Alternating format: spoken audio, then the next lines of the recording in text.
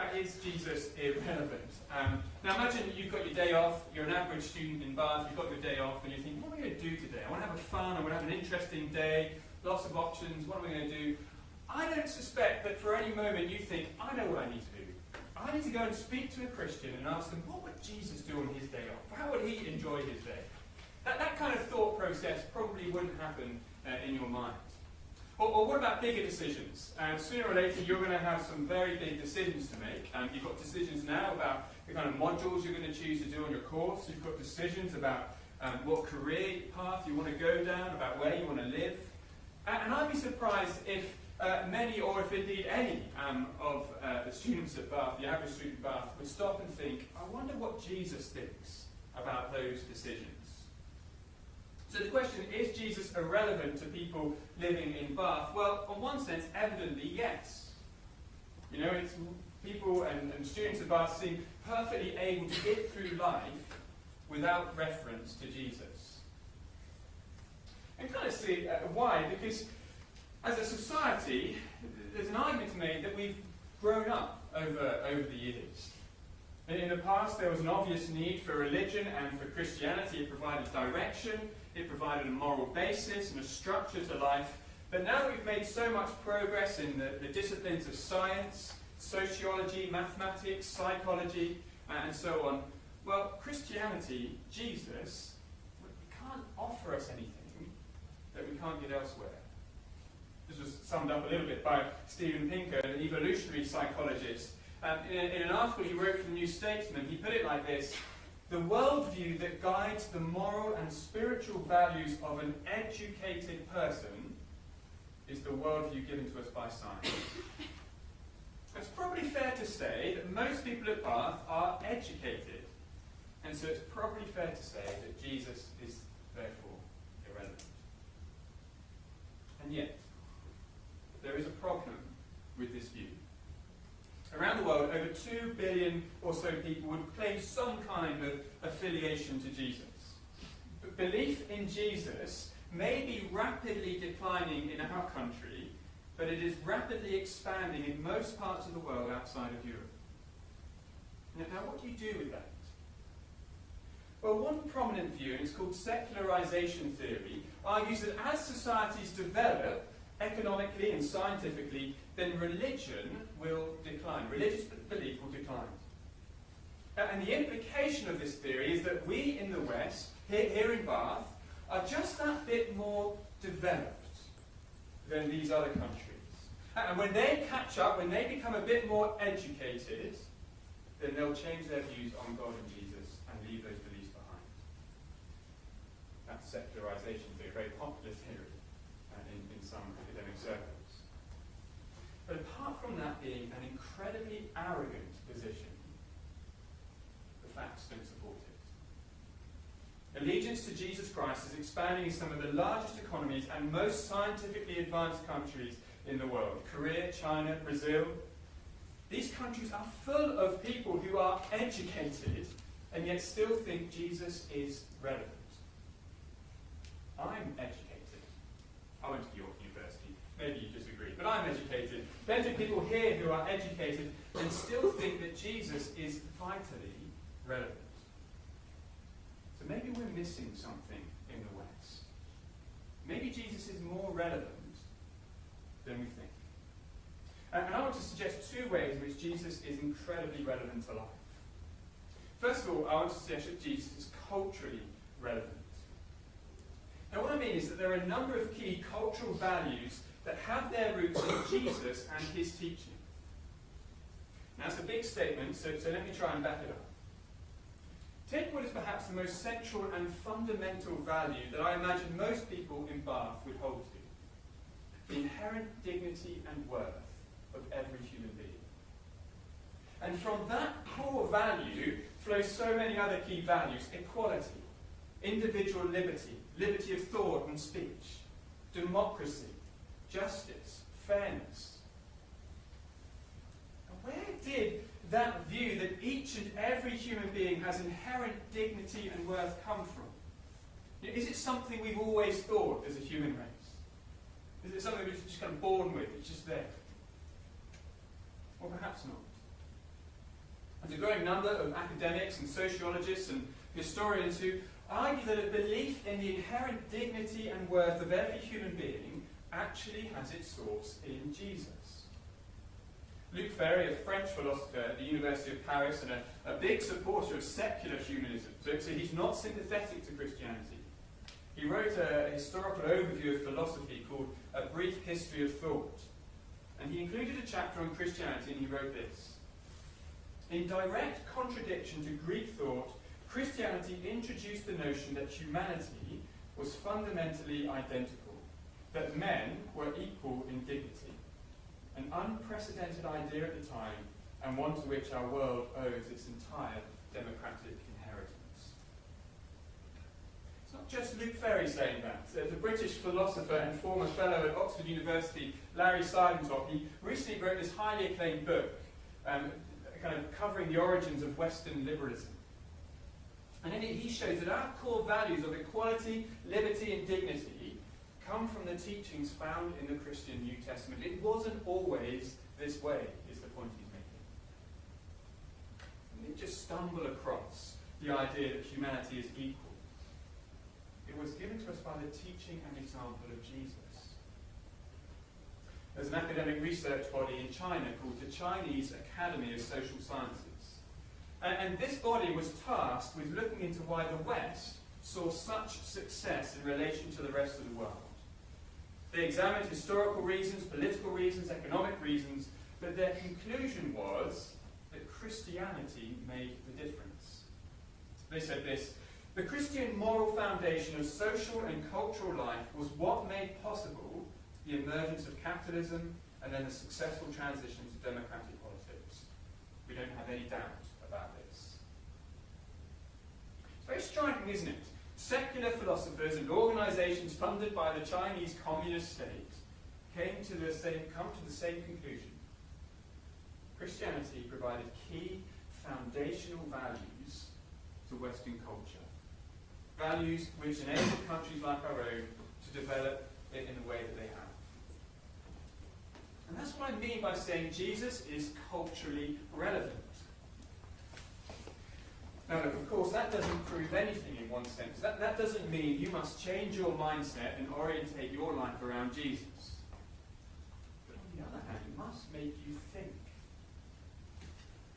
Some of the most precious and important values that we hold to, that you probably hold to, didn't just pop into the kind of our heads. That they came from growing up in a society that historically has been hugely influenced by the teaching of Jesus. This man has got to be worth looking into. Jesus is relevant culturally. Actually, he's relevant in all sorts of ways. Jesus is relevant, in fact foundational, you could argue, to our approach to science. Jesus is relevant and foundational to our sense of objective morality and justice. Jesus is relevant and foundational to our understanding that love is real and not just a kind of a chemical reaction going on in our hearts. There's all sorts of ways in which I'd like to show you why I think he is relevant, but I want to focus on one other area in particular, and that Jesus is personally relevant. Now, on the screen, we're going to have an extract from one of the eyewitness accounts of Jesus' life, and it's an account of an event that kicked off Jesus' kind of public ministry. This event sets up, if you like, what Jesus is all about. And it's quite surprising, at this launch event, Jesus doesn't give any teaching, he doesn't lay down any religious rituals or rules. Instead, he makes a whole load of wine. I'm going to read a bit to you, it should be on the screen. On the third day, a wedding took place at Cana in Galilee. Jesus' mother was there, and Jesus and his disciples had also been invited to the wedding. When the wine was gone, Jesus' mother said to him, "They have no more wine." I'm going to come back to the rest of it in a minute. But Jesus, you see, is at this wedding party, and there is a crisis. It's the kind of crisis that we would probably appreciate. The wine runs out. It's not a massive crisis, is it? And people are starving, people are sick, people are dying. This is an odd problem for Jesus to solve first. But it's odd until you realise what wine symbolises. In the Bible, wine is a picture of fullness of life, a picture of contentment and deep happiness. The wine running out at the party is pointing to something much deeper than a social problem. It's pointing to the reality that we all face. Happiness never seems to last. Like the wine at the party, it always runs out. Often we'll get a taste of deep, exhilarating happiness, but either it doesn't last or next time it's just not as good. The kind of first beer on a night out, it's always the best. The first kiss, the first time you hear that tune, the first time someone says to you, I love you. It's an incredible feeling. You feel so alive, and yet it's so hard to then recapture or sustain that feeling. Like the wine at the wedding, it runs out. Those who've thought about this, who've experienced in some ways the best that life can offer, often say something similar. I mentioned Craig David earlier on, and as I say, he's on a bit of a comeback at the moment. Now, Craig and I were at school together. I knew of him, he knew of me probably. And I remember when his first single came out, back in 1999. And I remember thinking, I was in some kind of, not a great job. I wasn't at university at that point, and I was having a gap year. And I remember hearing it on the radio and thinking, that guy has made it. He has made it. Well, in an interview last month, looking back over the last 15 years, Craig David said this: you get the sports car, you're living in Miami, you've got the house you always wanted. You think you've got it all, but it just keeps going. The £10 in your pocket is the same as 100 grand. It's not enough. Now you want $1 million. Oh, $1 million's not enough, and I want another house. See what he's saying? You get a taste of fulfillment and of happiness. It's not enough. You want more. The wine keeps running out. And those who've gone out of their way to find deep fulfillment and contentment in life have struggled to find it. So think about that. Come along this evening. We're going to explore this topic even more. Now maybe you're thinking, look, I'm still young, I've hopefully got fantastic experiences to come, travelling, relationships, career, family, children maybe. Who's to say that as I get older, I won't find this contentment that you're talking about? Well, listen to the experience of those who are a few years further on than you. Damien Barr wrote a book about 20-somethings called Get It Together. And at one point he describes the sense of crisis that people in their 20s are facing at the moment. He put it like this: feeling as though you should be having fun, doing more, or being more is the essence of the quarter-life crisis. Suddenly, 30 is so close you can smell it and everyone is doing better than you. You feel stressed, inadequate, and somehow not quite as good as your peers. You feel poorer, less successful, and less together. You feel, even though you're only 20-something, that your life is in crisis. It's a little bit bleak, isn't it? But you've got to see what the point he's making. The experience of people just a few years on from you, who are leaving university with all this great expectation, isn't that a fullness of life and contentment? It's that of disappointment. The wine keeps running out. And it makes you stop and think, doesn't it? It makes you think there must be something wrong here. It's as if each one of us instinctively knows we were created for some purpose. And so when we feel empty or insignificant or unfulfilled, then we know there's something not right about us. We weren't designed to feel this way. Oliver Sacks was a neurologist in the University of New York, the medical school there. He had years of experience of dealing with patients who weren't only just suffering physically, but also emotionally.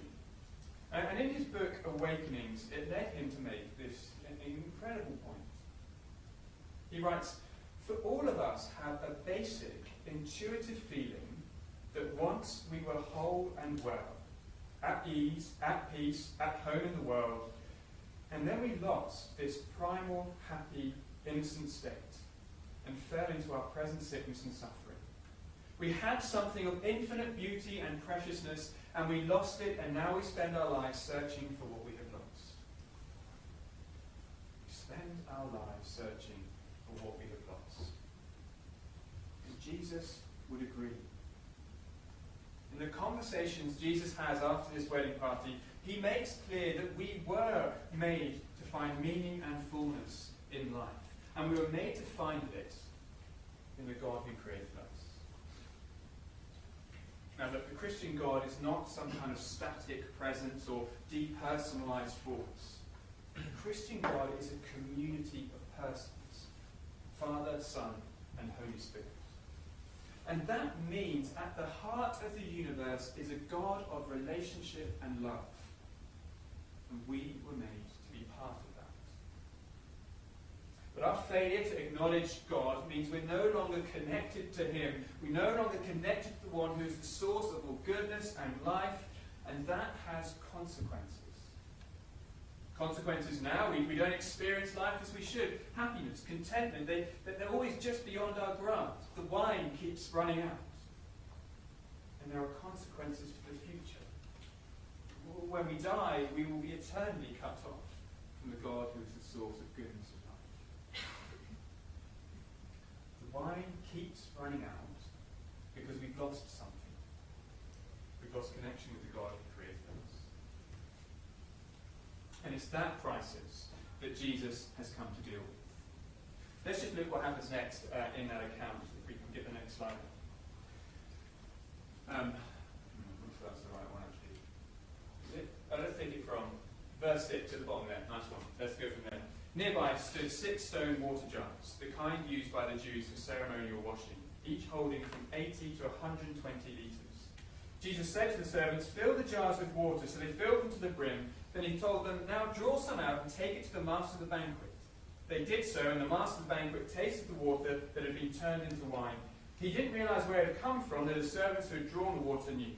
Then he called the bridegroom aside and said, "Everyone brings out the choice wine first, and then the cheaper wine, after the guests have had too much to drink. But you have saved the best till now." Jesus turns water into wine.